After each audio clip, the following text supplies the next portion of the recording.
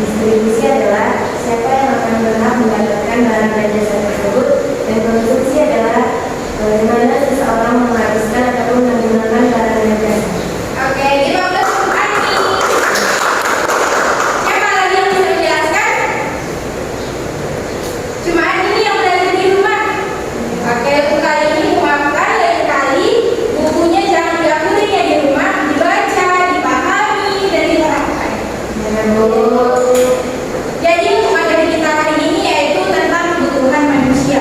Kaitannya dengan pelajaran kita kurang yaitu tentang kegiatan ekonomi adalah kegiatan jika tidak ada kegiatan ekonomi maka kita akan mengalami kesulitan dalam memenuhi kebutuhan manusia.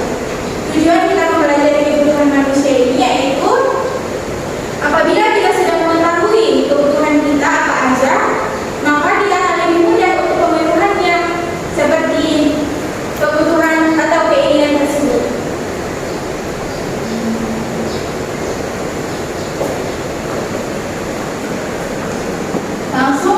Langsung saja yaitu kebutuhan manusia. Sumber dari kita untuk pagi hari ini yaitu tentang mendeskripsikan pengertian kebutuhan, mengidentifikasi bermacam-macam kebutuhan manusia, mendeskripsikan pengertian alat pemuas kebutuhan, dan mengidentifikasi bermacam-macam alat pemuas kebutuhan.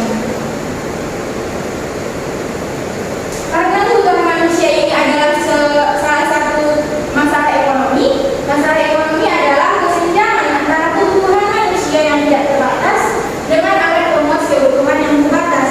Kita sebagai manusia ini kebutuhan kita sangat banyak, tapi alat pemuasnya yang kurang. Selanjutnya, kebutuhan adalah hasrat yang timbul dalam diri manusia yang jika tidak terpenuhi dapat mempengaruhi kelangsungan hidupnya. Sedangkan keinginan adalah hasrat yang timbul dalam diri manusia jika tidak terpenuhi tidak mempengaruhi kelangsungan hidupnya. Jadi apa yang kita dapat merupakan kebutuhan atau keinginan? Kebutuhan. Selanjutnya macam-macam kebutuhan.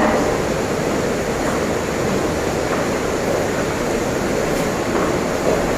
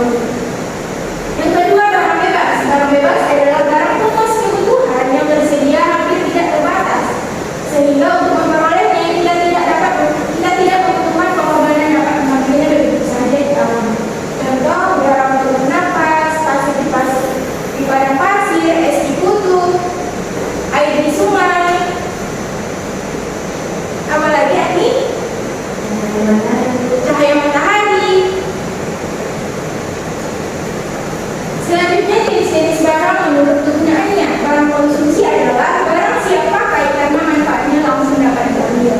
Contoh makanan, minuman, dan pakaian. Kedua, barang produksi. Barang produksi adalah jenis barang yang berguna untuk menghasilkan barang yang lain. Barang produksi adalah istilah lain dari barang modal. Contohnya mesin jahit, cangkul, stetoskop, kursi, meja, juga termasuk barang produksi. Yang terakhir, jenis barang menurut hubungannya dengan barang lain. Yang pertama, barang substitusi. Barang penulis kebutuhan yang fungsinya dapat menggantikan barang lain atau dapat saling menggantikan. Contoh, gas dapat menggantikan minyak tanah sebagai bahan bakar. Yang kedua, barang komplementer. Barang komplementer adalah barang penulis kebutuhan yang akan bermanfaat apabila dipakai bersama-sama dengan benda yang lain. Contohnya, mobil dengan bensin, jarum dengan benang, pensil dengan tinta, apalagi. Karena ibu lihat anak-anak ibu udah pada ngantuk, jadi ibu mau buat tes reading dulu. Tes readingnya yaitu tepuk 1 kayak ini, tepuk 2 ini, tepuk 3, tepuk 4, dan tepuk 5. Udah paham? Paham ibu. Oke, nanti kalau ada yang salah ibu suruh maju ke depan jadi teman dulu. Kita mulai? Iya ibu. Kita mulai? Ya ibu. Tepuk 1, 2, 3.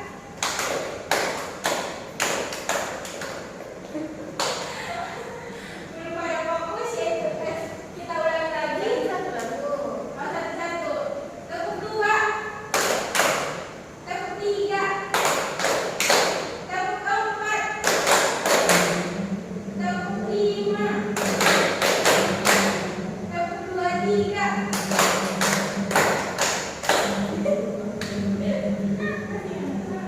Tepuk 4, 2. Wira. Diterima. Wira, salah kan tadi? Siapa lagi dari informasi?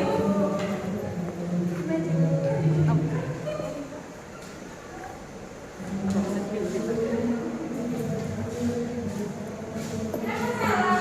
Kurang fokus? Iya ibu. Oke, kita ulangi lagi ya ibu. Ngapain ya ibu?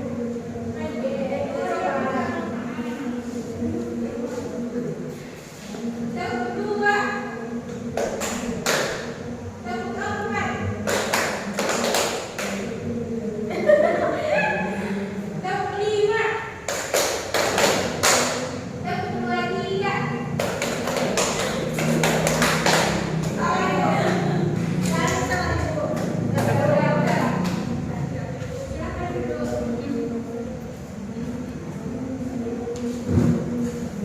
Shen.